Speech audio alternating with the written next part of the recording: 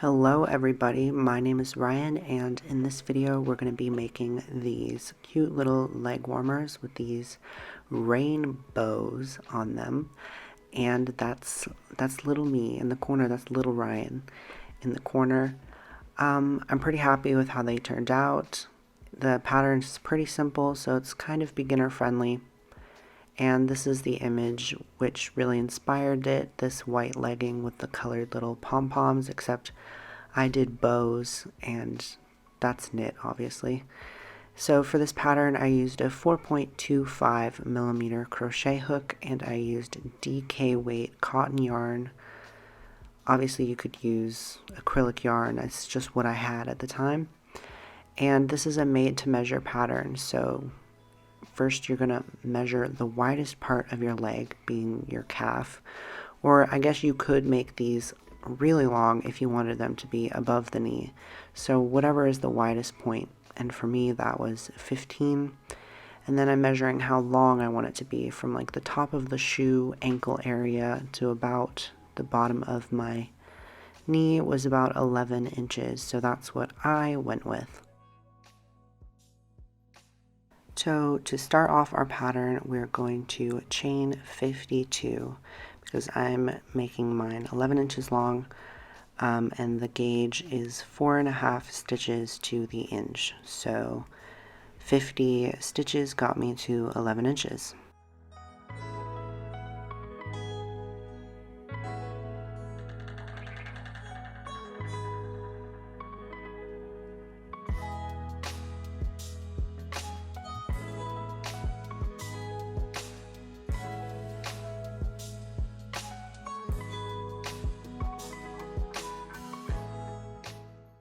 And on my first row, I like working in the back of the chain. I think it just looks nicer and it gives you a nicer edge. So we're going to be working in these little bumps on the back of the chain. And I had only chained up one here, so that is 52 because we're doing half double crochet. So you're going to go into the stitch and pull through, and then pull through all three for a half double crochet.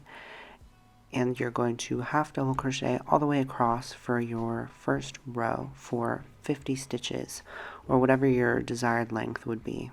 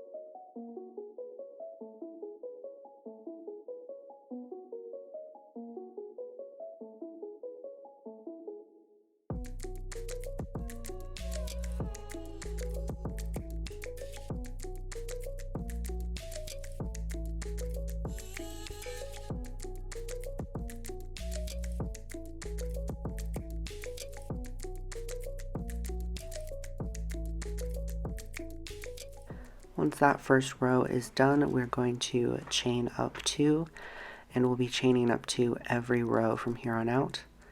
And now we're going to be working in the back loops only. So you have this V on the top here, and we're only going to be working in the back loop of the V.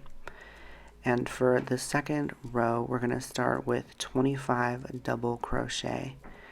And if you don't know how to do a double crochet, you're going to yarn over the hook, insert in the back loop, pull up a loop, go through 2, and then go through 2.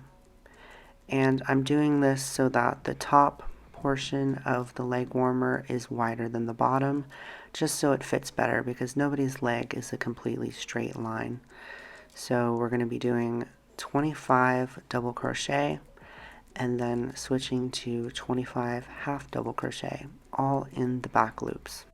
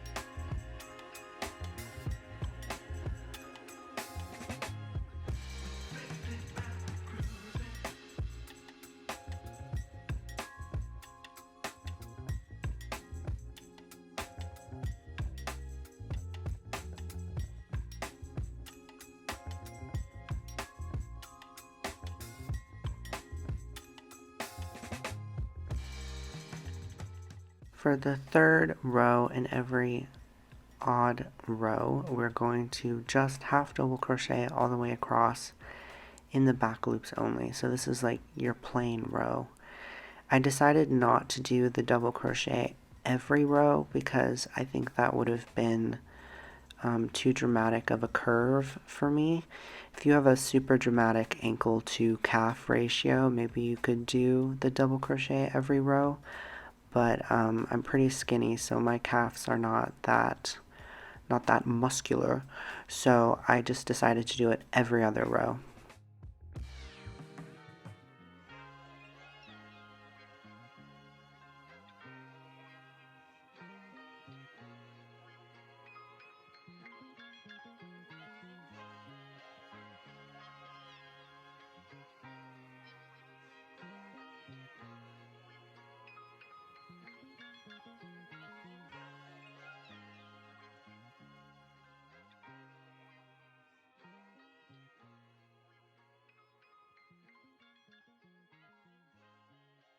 I'm trying to show myself more in videos because I know that's like important, but I don't like filming myself, especially when I'm working like this and I have extreme RBF. But a note, yeah, I usually wear compression gloves when I'm crocheting just because that really helps my hands and my wrists, so that's what you see there.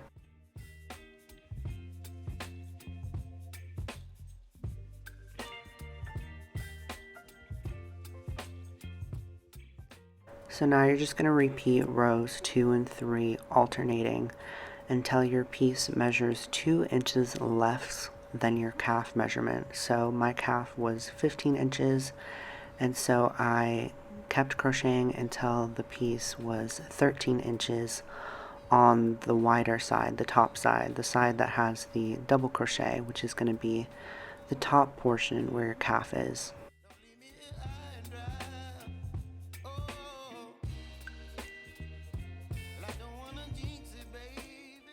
And now that our piece is wide enough for our leg, we're going to seam up the back, and I like to do that just with a slip stitch. So you're just going to go through one stitch of one side and the second stitch on the other side. And this is why I like going in the back chain, because it gives you a nice V on your starting row, which makes it a lot easier to line up correctly. And you can see here I'm having a little bit of trouble. That is the thing about working in the back chain, is sometimes it makes it a little bit tighter. So in a second you'll see me switch to a slightly smaller hook. I will say that if you do use a smaller hook, just make sure that you're slip stitching really loosely, because you want this seam to sit really flat.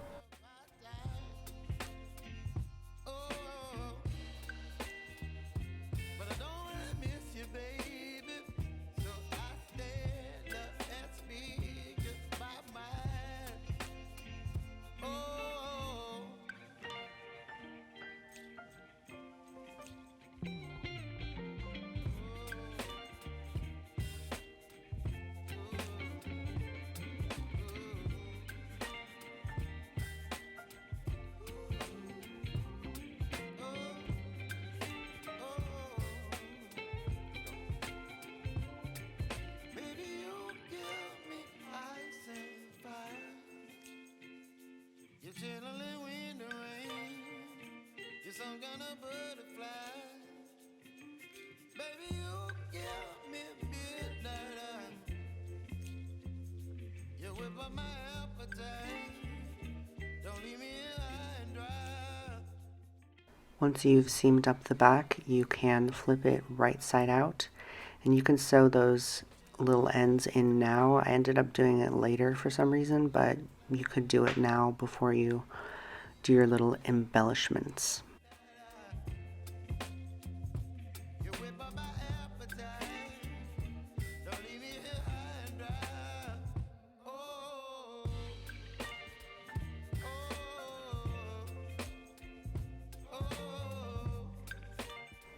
And here's the little rainbow details that I did.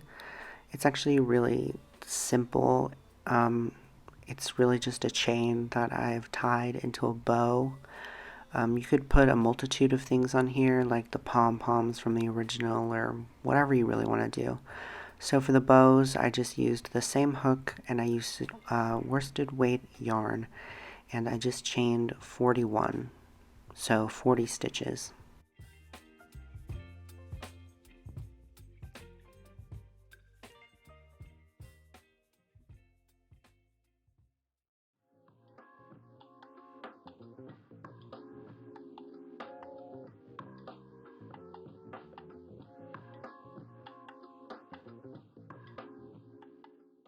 And once the chain was long enough, I just cut the yarn, and then I also cut a secondary piece of yarn to act as the tie in the middle of the same color, obviously, for each color bow. This was kind of hard to film. I feel like it's not really that hard, but I make it look a little bit harder than it is. To make a bow, oh, and you need a tapestry needle. To make the bow, basically I just made like a pretzel shape.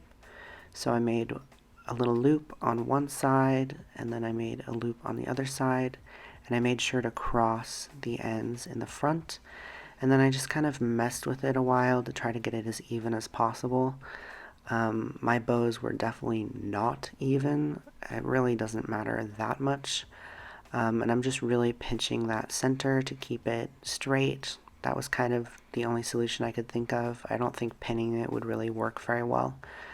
And then I took that length of yarn and I'm tying it in the center.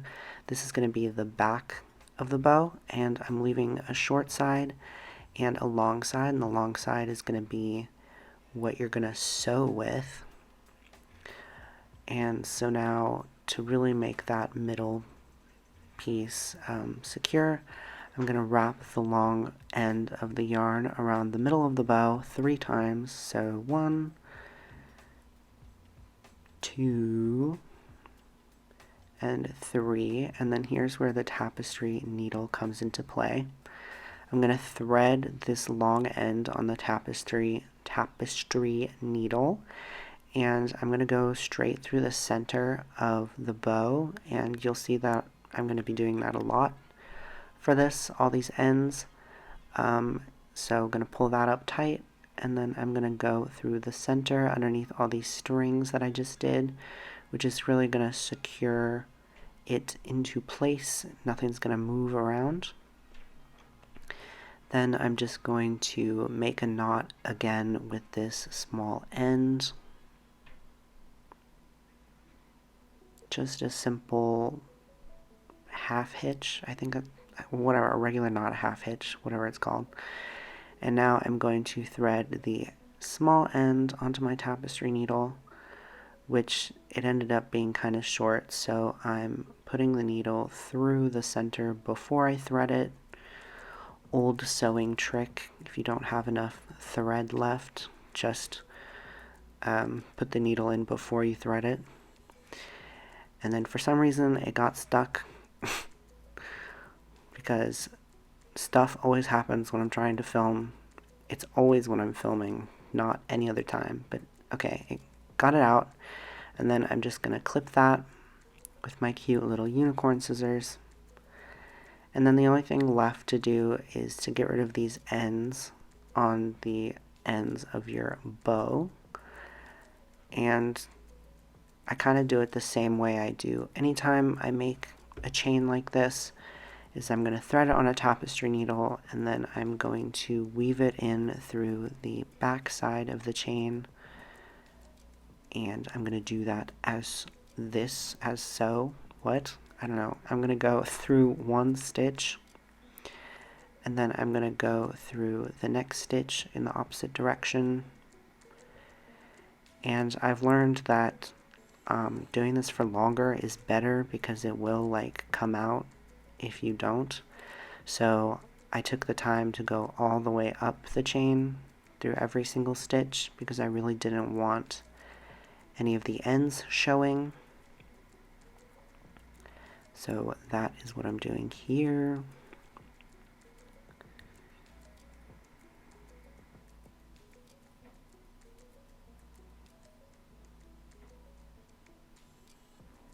Honestly, I feel like I have depth perception problems when I'm trying to film something.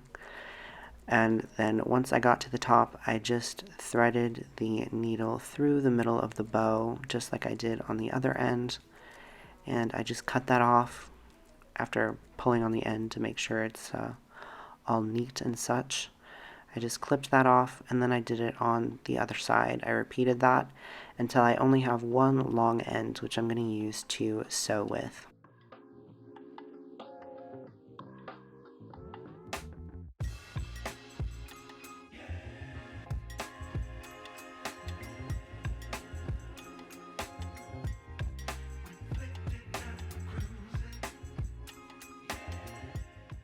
Now you need to decide where you want to put your bows. I just eyeballed it because I had already done it previously on the first one, so I already kind of knew where I wanted it, but you can play around and move it around. Just make sure that you're following like a singular line. It's pretty easy because the ribbing on this gives you a nice line here, so I'm going around there, and then I'm going back through the back of the bow to really secure it into place. And then I'm going to go back into the same stitch that I went in originally to the back side. And then to really make it secure, I'm going to tie a knot in the back. Another little half hitch knot, which I so love doing. And then I didn't really want to weave in the end, so I'm just going to poke this all the way through the bow into the center here because I think that'll keep it nicely secured. So I'm just going to pull that out really tightly, and then I'm just going to clip that end, and you shouldn't be able to see it. And now I'm just going to repeat that on my 4 other bows, making sure they're like evenly spaced in a pleasing pattern.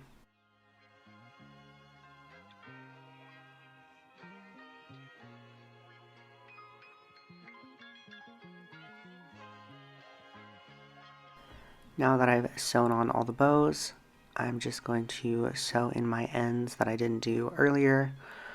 Honestly, you could have just done it earlier, but it doesn't really matter. And so both the ends are on the same side because I did an even amount of rows. I believe I did 34 rows. And so to sew this in, I'm just going to weave it in and out of this line of stitches here. It's a pretty fail-safe way of weaving in an end. And I'm going to go for, I think, about 8 stitches. I always kind of go longer than I probably need to, but whatever. And then I'm going to clip off that end, and then I'm going to do the other side, and it's all done. You're giving me wind and rain. You're some kind of butterfly. Baby, you give me midnight. You whip up my appetite. So I made 2 of these, and the one on the right is just all half double crochet, and the one on the left is the one where I added the shaping, and it's pretty obvious, you can see. So yeah, I would definitely do the shaping because it fits a lot better, especially if you have more curvy calves than I do. And here's the finished product with my little Converse. I thought this outfit was kind of good. And yeah, they look really cute. They do tend to like slip down a little bit, but I think that's kind of pretty standard with all leg warmers. You could make it even tighter if you wanted to. And yeah, there's the whole outfit because I thought that was important to have the whole outfit in context. And yeah, thank you guys so much for watching this video. It really helps me out. If you want a written version of this pattern, it's going to be on my Etsy, Ravelry, and Patreon. So if you want it, go get it there. And comment down below if you have any questions, and tell me what you think I should make next. I'm happy for this winter time, but I don't really know what to make, so let me know. Bye!